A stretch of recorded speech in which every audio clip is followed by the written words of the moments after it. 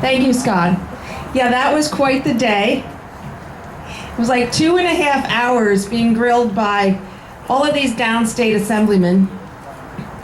And Rosie O'Donnell's brother, Danny O'Donnell, he was the best, because he told me I was too arrogant and that it was wrong for me to say that he did not understand the plight of these upstate farmers, because he and his partner own a second home upstate, and he knows a lot about upstate New York.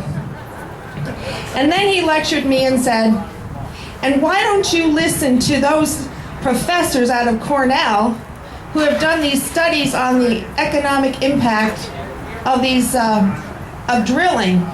Why don't you listen to them? And I said, I'm sorry, but I've spent more time listening to those people who work with their hands, who actually know something about what's going on out there. And those are the people here.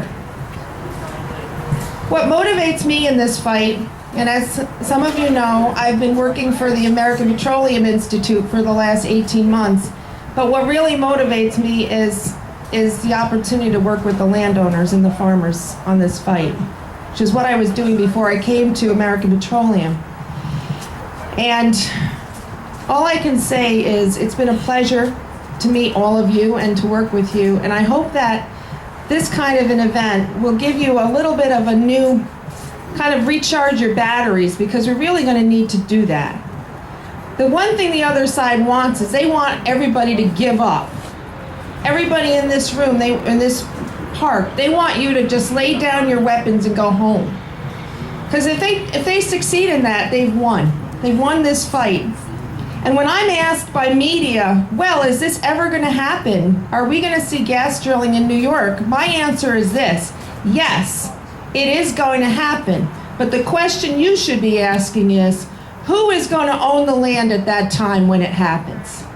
Is it going to be the people that have been farming for 5 generations, who have contributed to these economies, who have paid the taxes? Is it going to be them? Or is it going to be these environmental groups and these wealthy foundations who have succeeded in driving the rural people off their land? That's the question you should be asking. The thing that you need to do is you need to think about that and decide if you want to be one of those people, or if it's going to be your children that own that land and not some New York City person who came up here and took it from you. So I just want to say thank you for including me today.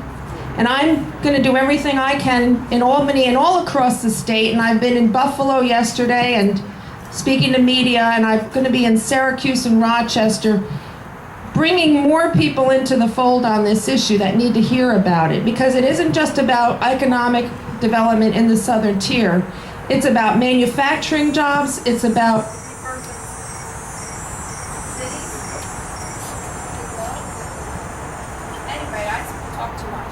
So anyway, I'm going around the state dealing with other people who we need to bring into this fight, others that need to be in this fight with you, because you've been fighting long and hard for 5 years, and the governor should have paid attention to you.